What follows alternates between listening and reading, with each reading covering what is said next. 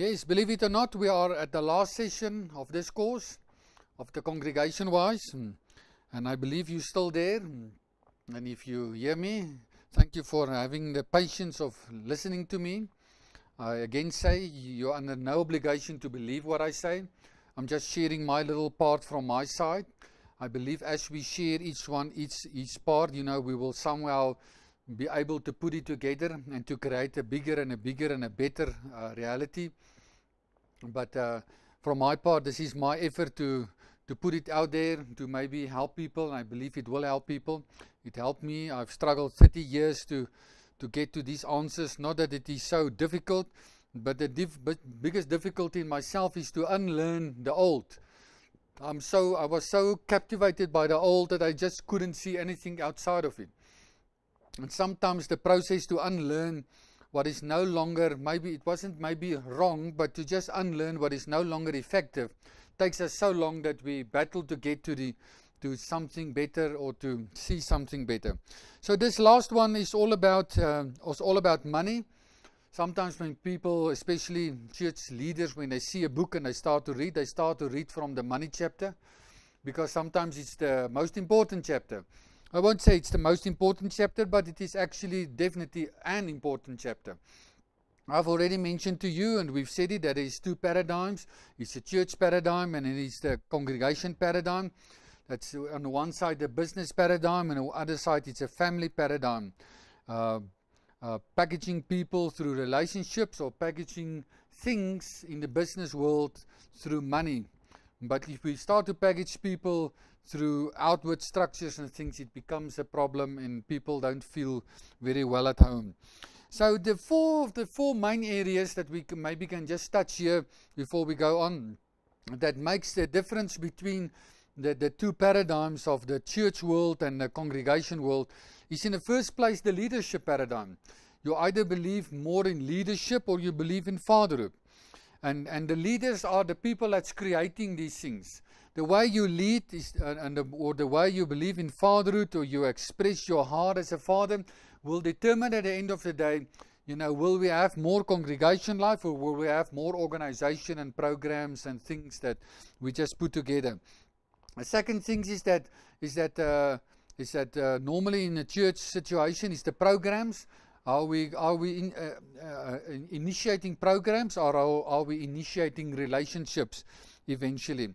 And then because of the programs, we need a place to host it. Therefore, we need to place in the church world a high priority on buildings. There's nothing wrong with buildings, but it's a very costly subject. Or we prefer the real life situation as the real life school, where we teach people where we go, where we find them, where they are, in a house, under a tree, in the work, wherever. It is much more cost effective or costly, and it's much more effective. It's in terms of the real life situation or the classroom situation. Then in the last place, you will either believe in centralizing money so that it can come to one place, from where we will distribute it where we believe to go, or we will decentralize money, because these things will run together. You cannot have lots of leaders and salaries and programs and buildings if you do not have lots of money. It is impossible. That's why the church program, or the church model, if you could say it like that, as we know it from basically the last 400 years, it's battling, it's dying, it's not working really well. You can put a lot of life in it, but it always brings you back to the reality that we cannot fit 1,000, 2 million people into this, while on the other hand, in the family paradigm, you can fit 1 million, 2 million, 10 million people into it. We don't need all this high level leadership and all the programs and all the buildings, but although we make use of it, but sometimes when it is necessary, or if we feel like that. Okay, so as we've already said, the leadership things is the first one. Then is the relation, the event-based thing. The program takes so many energy. 80% of our time, our energy is spent on events, services, trainings, programs, organization, administration, financial books, meetings, planning, maintenance, staff, buildings, instead of reaching out to people. So nothing of those things are in essence wrong. It just belongs to the business world. They can afford it. They sell stuff. They need to do it. But if we don't need to do it and we can function out of a family situation, we don't need to do it. Okay, so the bottom line in all of this is if you can come to the money situation, I always say it's very easy to find out, you can sit here and say, luckily we're not built like a church, we're built like a family. I don't know. I can't tell you. I'm not here to tell you. You know it. Everyone must ask himself that question. Everyone must answer himself. And it's not for me to be your judge and to tell you what you must do or not do if you are a congregation leader. But actually, it's very easy to find out. The moment you take away money from the business world, the business closes down. The moment you take money away from the family world, the family doesn't close down. It just goes into a process of more creativity and inventiveness, whatever, to compensate and to work through the thing and to keep the family together. And sometimes it's even good for the family, and they find itself in better relationships, sometimes not. But it's very easy. A business dies when the money is gone. If you take the money away from what you're doing at the moment, how much of it will still be existing next week or next month? If it's not there, then you've built like a business. You've built in such a way that money has got the last say. You've built in such a way that the structure has got the last say, and people are actually joining a structure in the first place and not a family and a movement. And we really need to be honest with ourselves concerning this. Okay, we've already said so many of these things. I don't want to repeat everything of this. But, to answer the question of money, we can go into a lot of things. There's first fruits and tithing and sowing and whatever. And we can have a lot of discussion around it. I believe, in essence, if we talk about life as a flow in the congregation, then money must flow. I mean, let's stick to the basic principles. We're making money. Money is always part of something. We always need money. But we must structure money in such a way that money doesn't prescribe to us. That money doesn't put us in a situation where we are willing to compromise so that we can stick to the salary and we can stay in each other's good books and whatever. We cannot build like that. So we must build in a way where money must flow. And the biggest thing in terms of the money, to answer the money question, is that if congregation is about relationships and a heart and a flow of life, then we must see money in the same way. Because money must flow in the relationships to the people that you believe in. It's not wrong for, let's say, leaders or fathers to receive money. It's not wrong. It is just wrong that we institutionalize it in the congregation world, where it becomes a position, where it becomes a authority over people, where we become enslaved in keeping one person alive sort of situation. It is not a good thing. But anyone can receive money. Everyone must just start to listen to his own heart when the Lord is speaking into his heart. Where must the money flow? Where must it go? Because we want the flow. There's so many needs on ground level everywhere in the world, especially when we reach out to people, that the over-organized and centralized church system, where we apply for money and then there's meetings and there's criteria and there's this and this and this. By the time we maybe have money allocated back to the ground level, the need is all over, or maybe the need is gone or whatever. So we need a very quick and easy system that can flow, that can reach people. So it is good to keep money on ground level and let the money flow, let the money go where the heart is flowing, where the people is involved, where they can see the money, and where people can give money. I don't mind if it's leaders or fathers or whoever. Take the money where your heart is involved in. We've been battling 400 years now with a church system where we've centralized money and we haven't changed the world. We can build this thing bigger. We will not change the world. I don't believe it will ever happen. We've got more than 8 billion people in the world. And I mean, we cannot even accommodate 2% of the people in the world in our buildings. How long will it take us to accommodate 100% of these people? And we are so busy building the structure that we don't get to the people. And when we finish the building, then the first generation is gone, then it's another generation. And we're just coming and we don't become effective in what we're doing. Eventually, we must start to create movement. We must start create movements so that things can start to flow quickly, easily, from heart to heart, from one person to the other. And yes, there's fatherhood involved and leadership, but at the end of the day, the emphasis is from heart to heart. It must be a flow wherever it goes. Sort out for yourself whatever you want to believe. I don't mind if you believe in tithing or sowing or first fruits or whatever. Just let money flow so that it's not under condemnation. It's a cheerful heart giving, because I know I'm convinced to give. I'm persuaded to give. And I give where I really believe I need to give. And I am not even under condemnation when I maybe do not have to give, because it's not something that's got anything to do, you will not be successful if you can't tithe, or you can't this or that.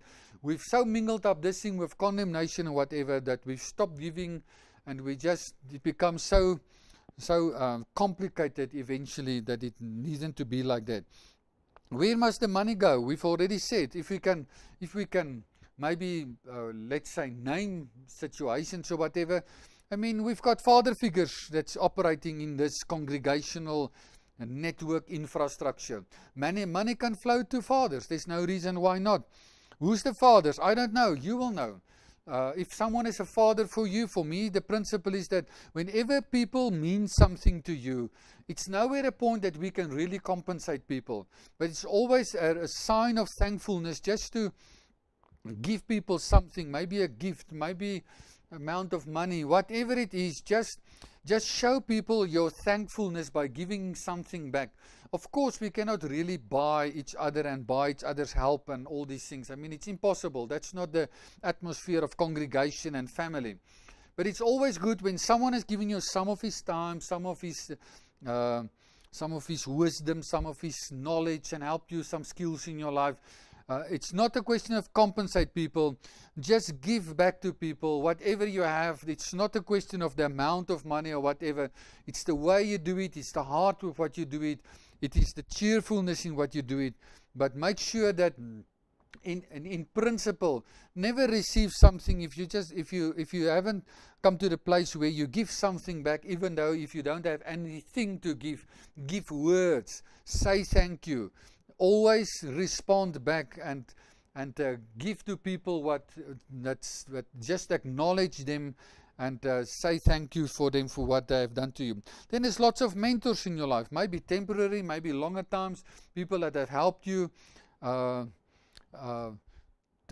Let money flow to them. I mean, wow, give them a gift, take them out for dinner, give them something. I don't mind whatever it is.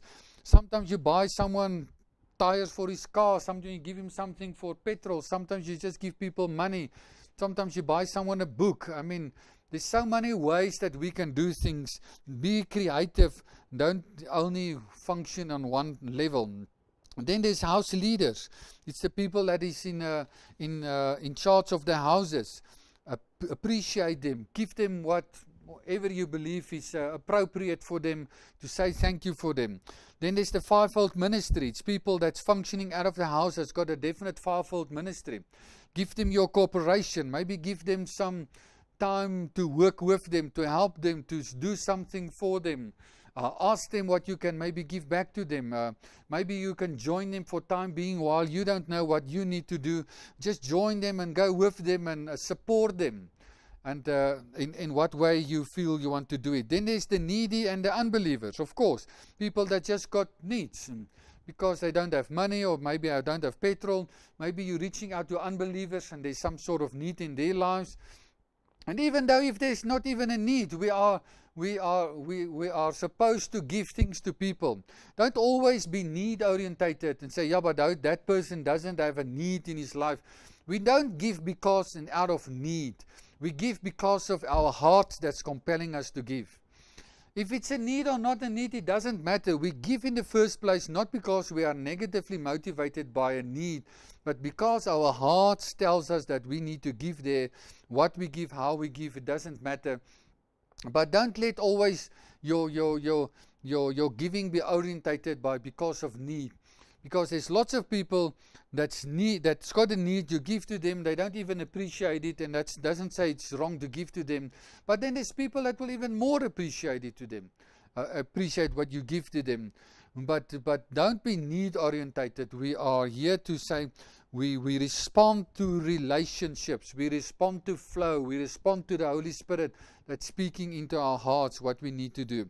Then we have the believers, as we've said, that maybe do not have a need, as we've said. Maybe they have a need, maybe they do not have a need. Maybe it's just a way of saying thank you, because saying thank you is very important in this world, just to acknowledge people for it is a lifestyle to give. But whatever people give, it costs them a price to give. It costs them their time, their energy, maybe their car, their petrol, and whatever. But it is not, yeah, okay, they're supposed to give. They got a lot, and they can it bekostig type of scenario. They can afford it. That's not the reason behind it. It is that of course we want to give. Of course we live in a lifestyle of giving, but we need to appreciate it. We need to be thankful and respond to the people and just tell them what is in our hearts. So after all that we've said, we can have a lot of discussion. This is definitely not the last say. This is not the final say in any sense. But I really invite you to become part of the conversation, to take this to make it better, to write it over, to write something else, to compliment, to even write me something. I don't mind, whatever. Maybe we can have a bit more of a conference and sharing these thoughts together, put it on the table.